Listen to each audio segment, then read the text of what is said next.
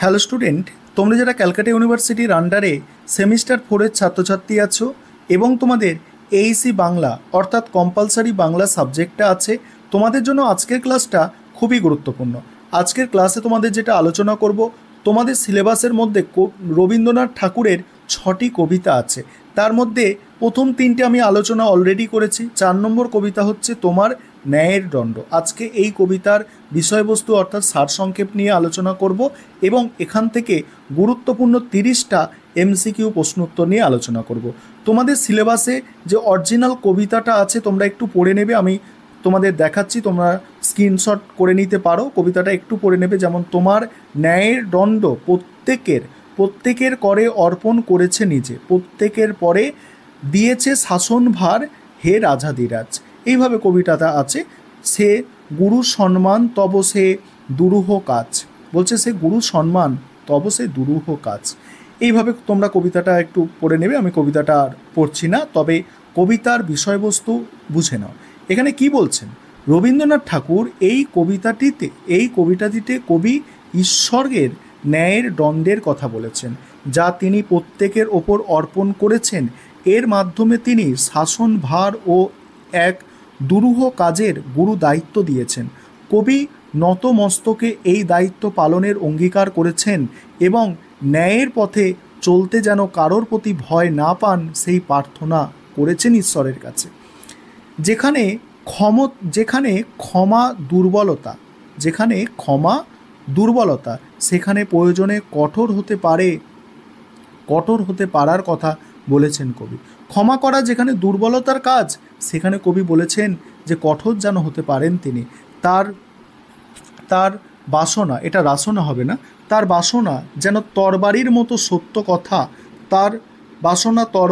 সত্য কথা বলতে পারে এবং তিনি যেন ঈশ্বরের ইচ্ছায় তার বিচারাসনে নিজের স্থান নিয়ে তার সম্মান রক্ষা করতে পারে, এই কামনা ব্যক্ত করেছেন। কবিতার শেষে কবি বলেছেন যে অন্যায়কারী এবং অন্যায় সহ্যকারী উভয়ের প্রতি ঈশ্বরের ঘৃণা যেন তাদের তৃণসম দগ্ধ করে, অর্থাৎ অন্যায় করা এবং অন্যায় মেনে নেওয়া দুটোই সমানভাবে নিন্দনীয়।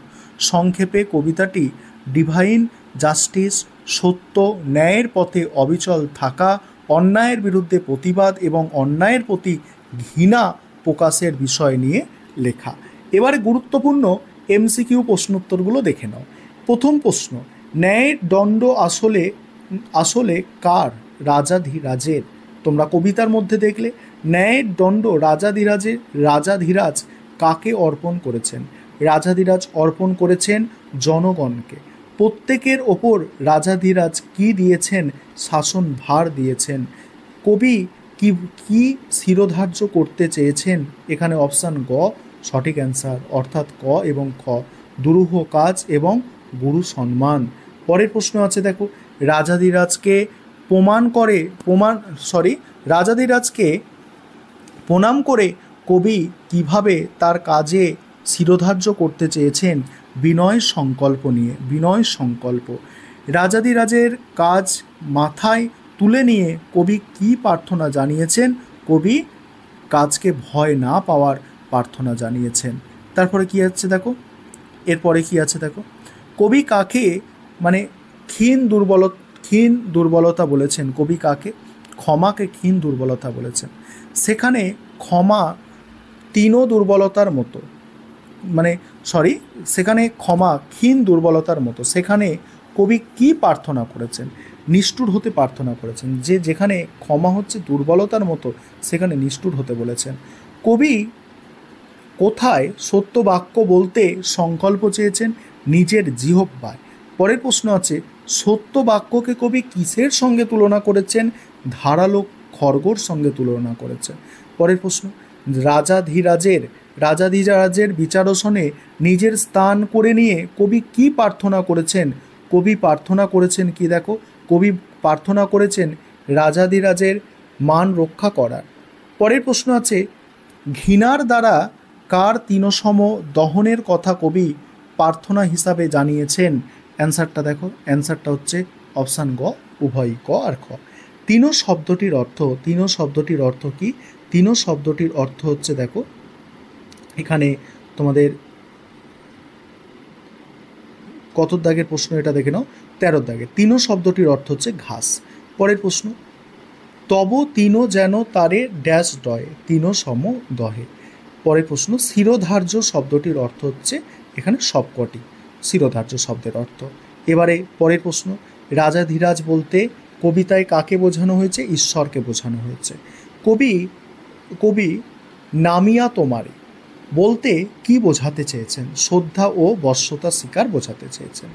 সবিনয় শব্দের দ্বারা কি ভাব প্রকাশ পায়? বিনয়ের সাথে ভাব প্রকাশ পায়।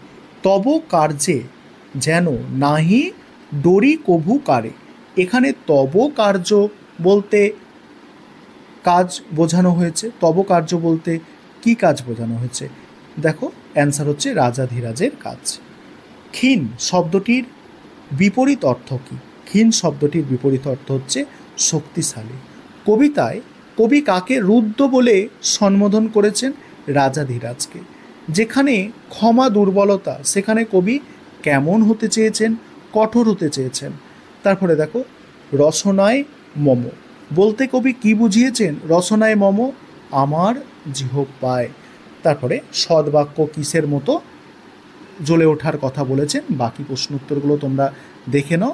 আর তোমরা যদি পেড ব্যাচে অ্যাডমিশন নিতে চাও বা আমাদের থেকে স্টাডি মেটেরিয়াল পারচেস করতে চাও, নিচের দিকে স্ক্রিনে একটা নম্বর তোমরা দেখতে পাচ্ছ, একটা নম্বর শো হচ্ছে, ওটা দেখতে পাচ্ছ।